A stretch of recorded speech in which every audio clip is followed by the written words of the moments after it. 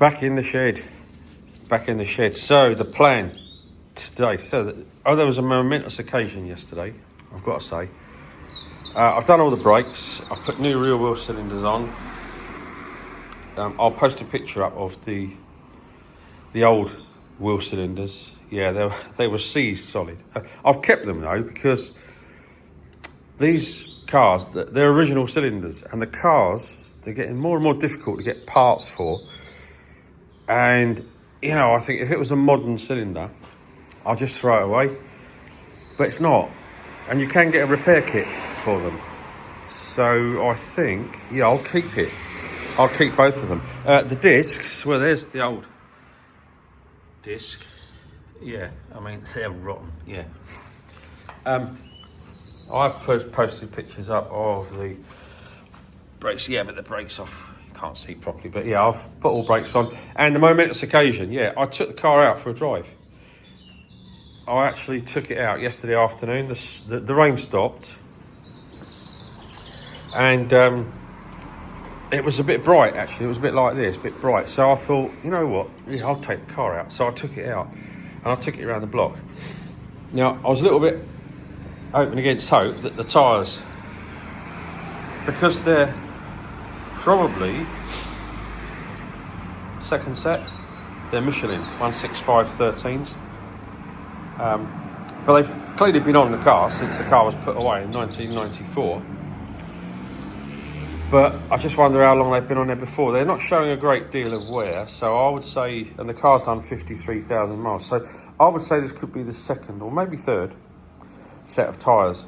But there's no cracks on them, because the car's been hidden away and it's not had sunlight, etc. But yeah, when I drove the car felt like the tyres were made from 50p pieces. Literally, it's the worst one I've ever driven. And I've driven cars that have been stored and put away for a couple of years, etc, etc. And you get that little bit of a bump as you drive in, and it gets faster and slower as you speed up and slow down. But I've never felt anything as bad as this. It is horrendous. But I know it's just the tyres, so I'm not that fussed at the moment. New tyres, which is a real shame. I mean, they're Michelin, they're good tyres. Part of me sort of thinks, should I drive the car? You know, put a few miles on it with those tyres. But then at 32, 33, 35 maybe years old, I don't know. I'm not sure. Jury's out at the moment. So, yeah, we'll wait and see. Watch this space with the tyres. What I'd like to do is get the wheels powder coated. The hubcaps are in the back of the car, and they're all okay. So, yeah, jury's out at the moment. I know that sometimes when you drive a car, after a while, the flat spot disappears. But when we got to this car, a few weeks ago now, the tyres were completely dead flat. And they had been like that for probably 20 years. So I don't think there's an awful lot of hope. But driving wise, yeah, it kind of drove all right. Yeah, it was good. It drove better than I expected it to, except carburettor. Yeah, I need to do something with carb. Definitely. It started to hunt. It started to play up. It wouldn't idle properly. The idle solenoid isn't really doing anything at the moment. That's the idle solenoid there with a wire on it. And I think what I'm going to do is, just because it's bloody freezing, I'll take the carburettor off.